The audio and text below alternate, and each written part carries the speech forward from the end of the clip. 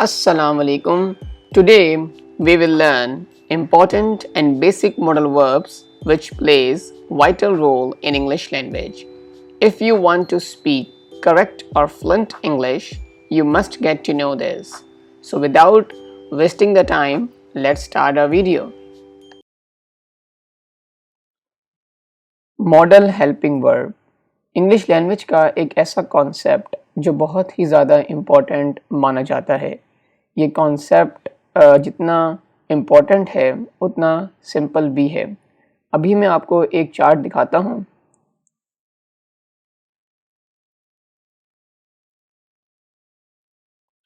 ये सारे के सारे बेसिक मॉडल हेल्पिंग वर्ब हैं।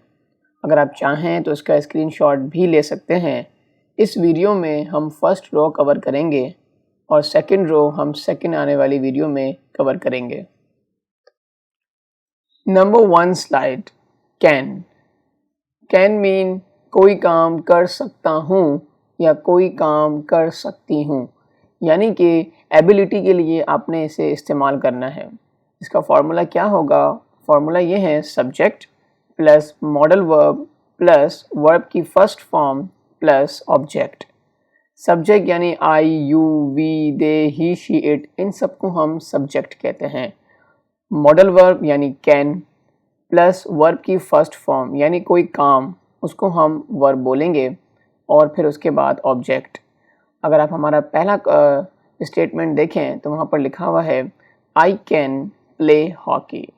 मैं हॉकी खेल सकता हूँ, यानी कि आपके अंदर कोई एबिलिटी है जो कि आप कर सकते हैं। सेकंड स्टेटमेंट देखें, आई कैन स्पीक इंग्लिश। मैं इंग्लिश बोल सकता हूँ। Number third, I can not run. मैं नहीं भाग सकता। अगर आप कोई नेगेटिव सेंटेंस बोलना चाह रहे हैं तो आप कैन के बाद नॉट का इजाफा कर देंगे। एंड लास्ट देखें, व्हाट कैन यू प्ले।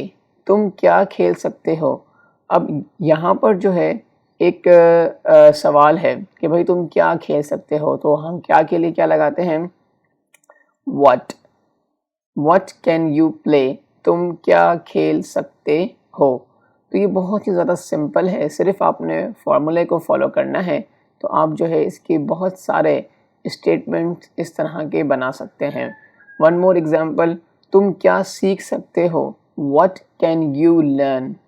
तुम क्या सोच सकते हो। What can you think. मुझे उम्मीद है कि कैन जो है आपको समझ में आ गया होगा। सेकंड स्लाइड, कुड मीनिंग कोई काम कर सकता था, सका या फिर पाया। तीनों के लिए आपने कुड ही इस्तेमाल करना है। Formula subject plus modal verb plus verb की first form plus object. Number 1 statement देखें, आई कुड कम। मैं आ सकता था। Number 2, I could not play cricket. मैं क्रिकेट नहीं खेल सकता था। Number 3, what could you play. तुम क्या खेल सकते थे। यहाँ पर एक सवाल है तो आपने व्हाट का इजाफा कर दिया। नंबर 4, तुम क्या सीख सकते थे। What could you learn. देखें, सकता था, सका, पाया, तीनों के लिए आपने कुड ही इस्तेमाल करना है। मैं आपको 2-3 एग्जाम्पल और देता हूँ। मैं वहाँ नहीं जा पाया, तो आप कैसे बोलेंगे? आप बोलेंगे I could not go there. मैं तुमसे बात नहीं कर सका। I could not talk to you. मैं लैपटॉप नहीं ख़रीद पाया। I could not buy laptop. तो भाई सकता था, सका, पाया, तीनों के लिए आपने कुड ही यूज़ करना है।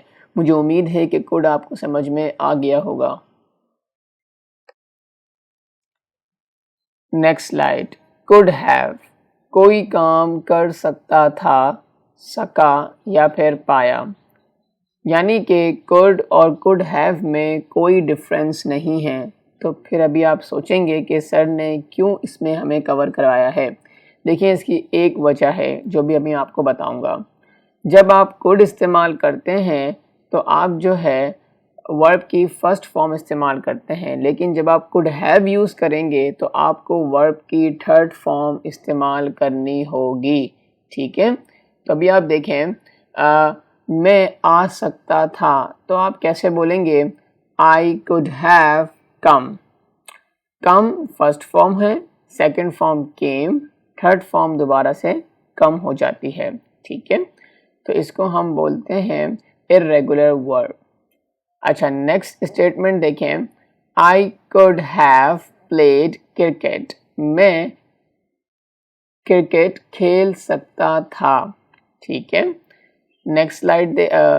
नेक्स्ट स्टेटमेंट देखें, I could have learned English. मैं इंग्लिश सीख सकता था।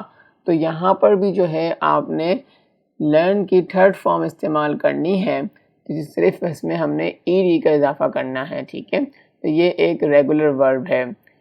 फोर्थ देखें, I could have spoken English. मैं इंग्लिश बोल सकता था। बोलने के लिए स्पीक लगाते हैं, थर्ड फॉर्म जो है इसकी स्पोकन होती है। तो कुड और कुड हैव में सिर्फ एक ही डिफरेंस है, और वो ये है कि अगर आप कुड इस्तेमाल करेंगे तो आपको वर्ब की फर्स्ट फॉर्म यूज़ करनी है, लेकिन अगर आप कुड हैव यूज़ करेंगे तो आपको वर्ब की थर्ड फॉर्म का इजाफा करना होता है।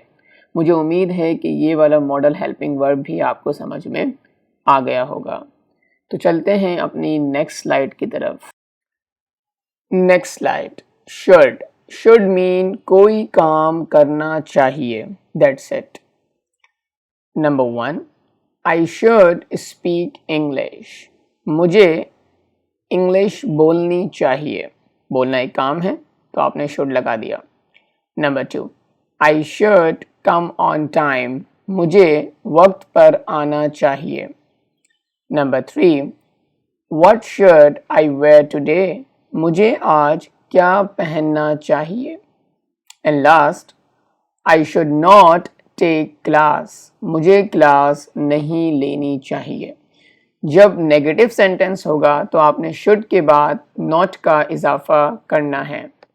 तो एक चीज़ आपने याद रखनी है कि जब भी किसी काम को करना चाहिए तो फिर आपने शुड का इजाफा करना है। वन मोर एग्जांपल मैं आपको देता हूँ, मुझे तुमसे बात करनी चाहिए। अब बात करना भी तो एक काम है ना, तो आप बोलेंगे I should talk to you. मुझे उम्मीद है कि शुड का ये कॉन्सेप्ट आपको समझ में आ गया होगा। Next slide, should have.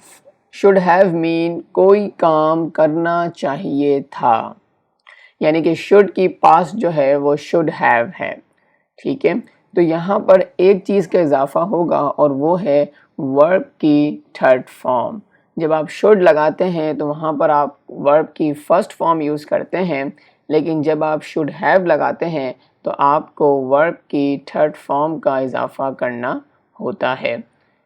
ये देखें, नंबर 1 स्टेटमेंट देखें, I should have spoken English. मुझे इंग्लिश बोलनी चाहिए थी। ठीक है, मुझे इंग्लिश बोलनी चाहिए थी। सेकंड देखें, I should have come on time. मुझे वक्त पर आना चाहिए था। थर्ड देखें, आई should not have invited you. मुझे तुम्हें इनवाइट नहीं करना चाहिए था। क्योंकि ये एक नेगेटिव सेंटेंस है तो आपने शुड के बाद नॉट का इजाफा कर दिया। लास्ट देखें, should I have gone there. क्या मुझे वहाँ जाना चाहिए था। अब जब आप एक इंटेरोगेटिव सेंटेंस बनाएंगे तो वहाँ पर आप शुड का इस्तेमाल पहले कर देंगे और सब्जेक्ट जो है वो आप बाद में ले जाएंगे। ठीक है, मुझे उम्मीद है कि शुड हैव भी जो है आपको समझ में आ गया होगा। सिर्फ और सिर्फ आपने शुड हैव के बाद वर्ब की थर्ड फॉर्म लगानी है, और अगर कोई नेगेटिव सेंटेंस होगा तो शुड के बाद नॉट का इजाफा कर दें, और अगर कोई इंटेरोगेटिव सेंटेंस होगा तो आप शुड को पहले ले जाएं और सब्जेक्ट को बाद में लेके आ जाएं, और बाकी कोई भी चेंजिंग नहीं होगी। मुझे उम्मीद है कि शुड हैव का ये कॉन्सेप्ट आपको समझ में आ गया होगा। Next slide, must. Must mean कोई काम ज़रूर करना चाहिए। फर्स्ट स्टेटमेंट देखें, आई मस्ट गो देयर, मुझे वहाँ ज़रूर जाना चाहिए। जब भी कोई काम ज़रूर की बात आएगी तो वहाँ पर आपने मस्ट लगाना है, शुड नहीं लगाना। नंबर 2 देखें, आई मस्ट टेक क्लास, मुझे क्लास ज़रूर लेनी चाहिए। Number 3, I must talk to him, मुझे उससे बात ज़रूर करनी चाहिए। And number 4, you must come here, तुम्हें यहाँ ज़रूर आना चाहिए।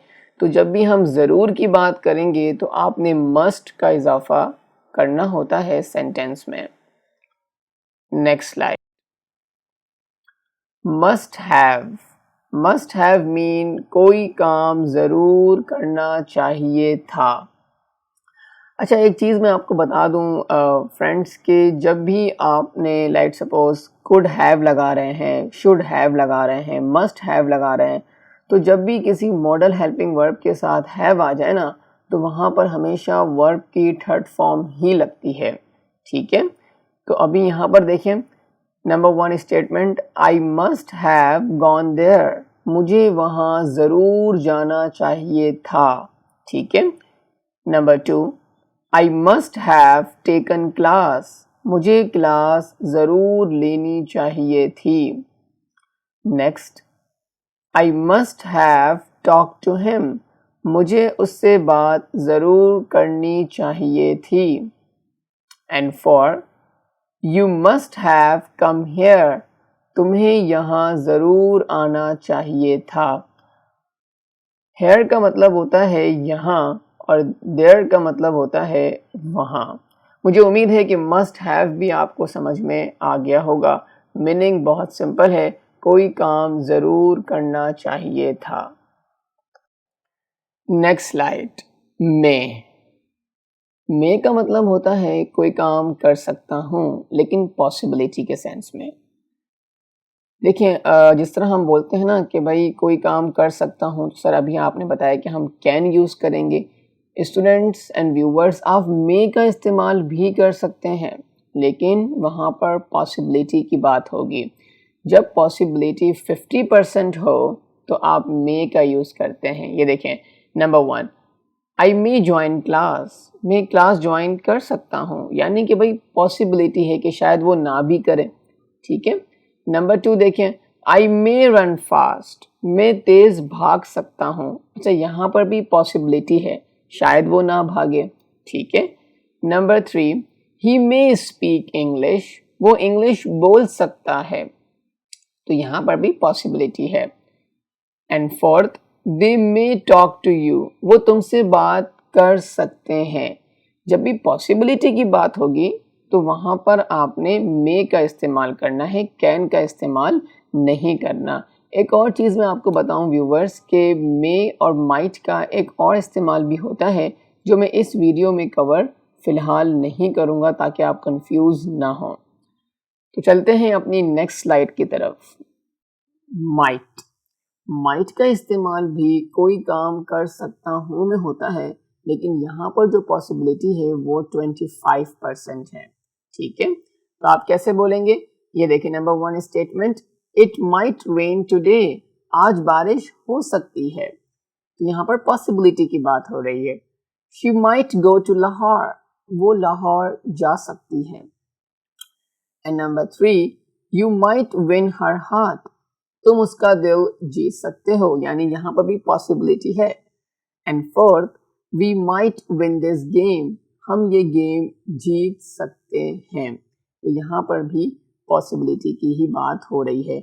जब पॉसिबिलिटी 50% हो तो आपने मे यूज़ करना है, जब पॉसिबिलिटी 25% हो तो आपने माइट यूज़ करना है, और जब बिल्कुल ही कंफर्म हो तो आप कैन का यूज़ करेंगे।